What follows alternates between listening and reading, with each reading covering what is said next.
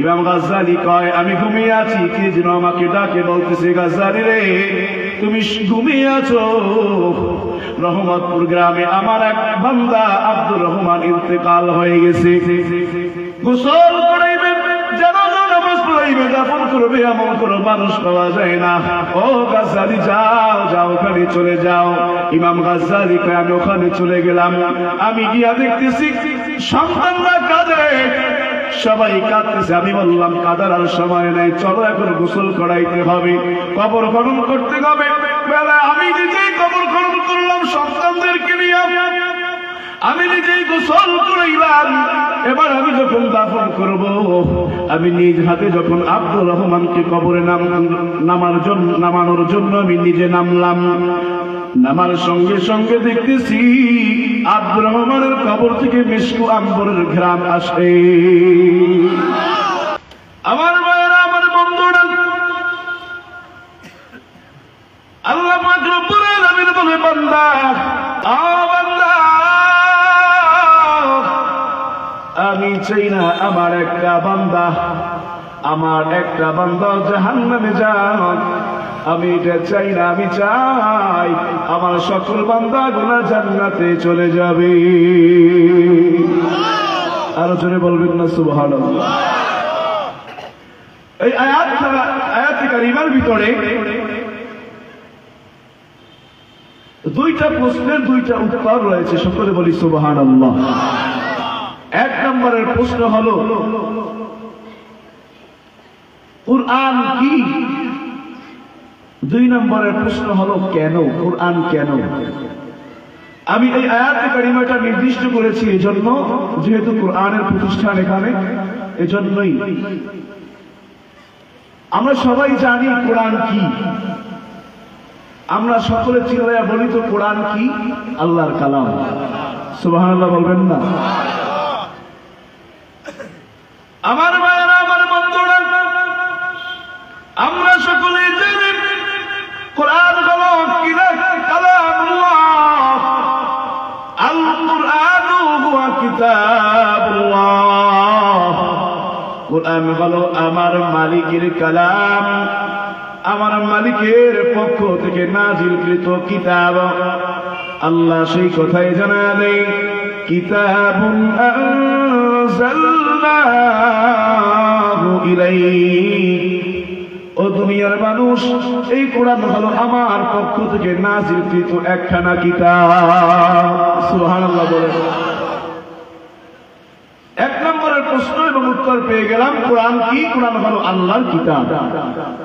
দুই নম্বরের প্রশ্ন হলো, আল্লাহ বুঝলাম কোরআন হলো আপনার কিতাব, আপনার কালাম, এটা কেন নাজিল করেছেন? সুবহানাল্লাহ বলবেন না? আল্লাহ বলেন, লিতুখরিজান নাস মিনাল যুলুমাতি ইলান নূর। ও বান্দা, বান্দারে, আমি যখন তোমাদেরকে বানাইছি, ও বান্দা, বড় আদর করিয়া, যতন করিয়া, মায়া করিয়া তোমাদেরকে বানাইছি। বলুন সুবহানাল্লাহ। বান্দারে, আমি আসমান যখন বানাইছি বলছি কোন হয়ে যাও, জমিন বলেছি জমিন হয়ে যাও, চন্দ্র হয়ে যাও, সূর্য হয়ে যাও। বান্দারে, প্রত্যেকটা মাখলুক আমি যখন সৃষ্টি করেছি, আমি খালিক, আমি আদেশ করেছি, ইন্নামা আমরুহু ইযা আরাদা শাইআন আন ইয়াকুলা লাহু কুন ফায়াকুন। সুবহানাল্লাহ। বলে আমার পবিত্র জবান দিয়া, বরকতময় জবান দিয়া আমি যখন কুল বলেছি, সঙ্গে সঙ্গে হয়ে গেছে। বলুন না সুবহানাল্লাহ। তোমাকে যখন আমি সৃষ্টি করেছি, তোমাকে যখন বানাইছি রে বান্দা, আমি কোন শব্দটি আমি ব্যবহার করি নাই, আমি আমার কুদরতি হাত দিয়া বড় আদর করিয়া, বড় যত্ন করিয়া আমি তোমাদেরকে বানাইছি। বলুন সুবহানাল্লাহ। ও বান্দা, আমার সামনে দিয়া তুমি জাহান্নামে চলে যাইবা, আমি কেমন করে সহ্য করব রে বান্দা? না বান্দা, না, আমি এটা চাই না, আমি চাই না।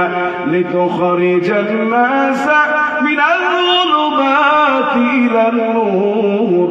বান্দারে আমি কুরআন নামক একখানা কালাম তোমাদের জন্য আমি নাজিল করেছি।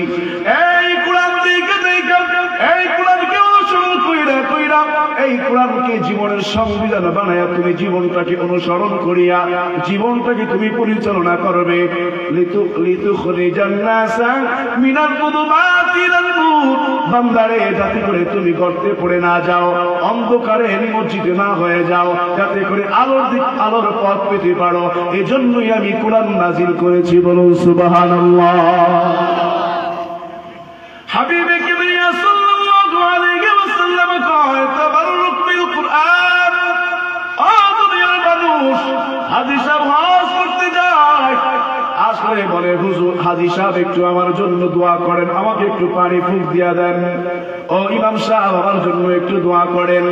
ও পীর সাহেব হুজুর আমার জন্য একটু দোয়া করেন। জনাবে মুহাম্মদুর রাসূলুল্লাহ সাল্লাল্লাহু আলাইহি ওয়াসাল্লাম কয় দুনিয়ার মানুষ রে, দুনিয়ার মাখলুক থেকে তুমি বরকত নাও।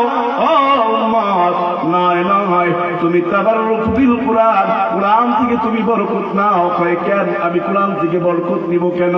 কয় এটা ফাইন্নাহু কালামুল্লাহ, এটা দুনিয়ার কোন মানুষের তৈরি করা নয়, এটা দুনিয়ার কোন মানুষের জন্য নয়, মানুষের পক্ষ থেকে নয়, মানুষের সৃষ্টি করা নয়, এটা হলো আমার আল্লাহর কালাম। ওয়া খারাজা আনহু, আমার আল্লাহর কুদরতি জবান মিশ্রিত বাণী, এই জবান মিশ্রিত বাণী থেকে তোমরা বরকত নাও। সুবহানাল্লাহ।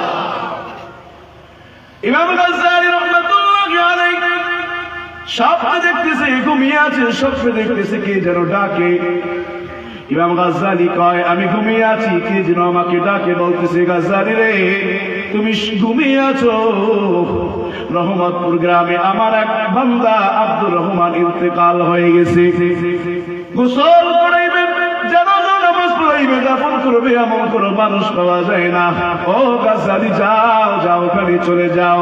ইমাম গাজ্জালী কয় আমি ওখানে চলে গেলাম, আমি গিয়া দেখতেছি সন্তানরা কাঁদে, সবাই কাঁদতেছে। আমি বললাম কাঁদার আর সময় নাই, চলো এখন গোসল করাইতে হবে, কবর খনন করতে হবে। আমি নিজেই কবর খনন করলাম সন্তানদেরকে নিয়ে, আমি নিজেই গোসল করাইলাম।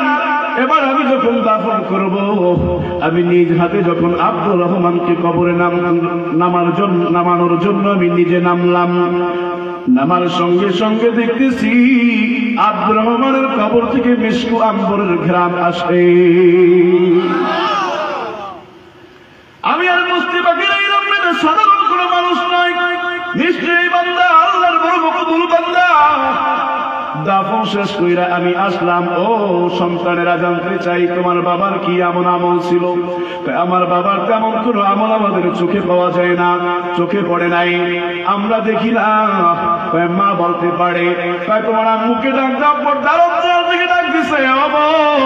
জানতে চাই তোমার স্বামী আব্দুর রহমান দুনিয়ায় বসে এমন কি আমল করছে যেটা আল্লাহর দরবারে কবুল হয়ে গেছে? ওই মহিলারা এটা কয় হুজুর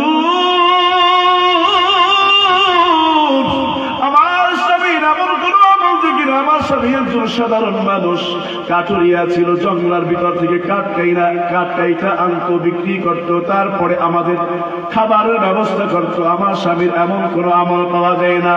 ইমাম গাজ্জালীকে একটু খুঁজা দেখো। এবার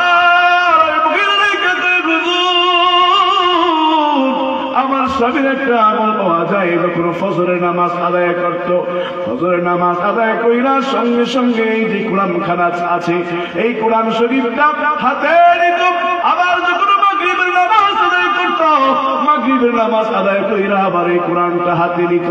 হাতে নিয়ে সর্বপ্রথম ঠোঁটের সঙ্গে লাগাইত, চুমা দিত, এরপরে কপালে লাগাইত, এরপরে গালে লাগাইত, মুখে নিত, খইলা ওই কোরআন শরীফের লাইনের উপরে আঙ্গুল টানে আর বলে আল্লাহ আমি এক মূর্খ মানুষ, আমি কোরআন পড়তে জানি না রে আল্লাহ, আল্লাহ তুমি সাক্ষী থাকো রে আল্লাহ, তবে আমি তোমাকে বড় ভালোবাসি, তোমার কোরআনকেও বড় ভালোবাসি রে আল্লাহ। মালিক রে আমি পড়তে জানি না, এই জন্য তুমি আমাকে বিমুখ করিও না।